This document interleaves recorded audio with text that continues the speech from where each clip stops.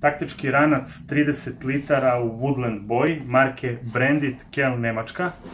Sa strane se nalaze podesive trake koje drže ranac, mole sistem kačenja trake, mole sistem, nosi se pomoću ručice.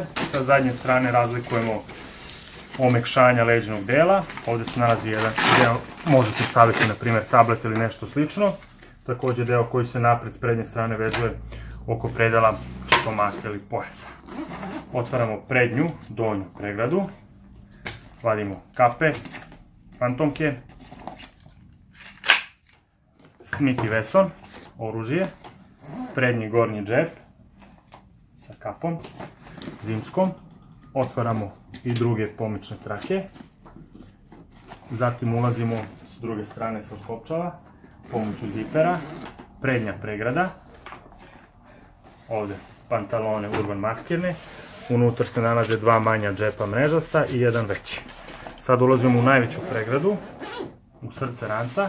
Ona je interesantna jer na ovaj način možemo da pristupimo celom rancu, katalozi, pasoš i dokumenta,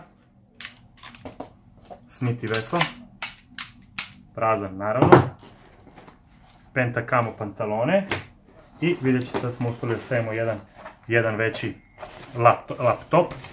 Unutra se nalazi još jedan manji džep gdje možete da stavite dokumente, novac ili nešto slično. Znači Woodland maskirni ranac 30 litara.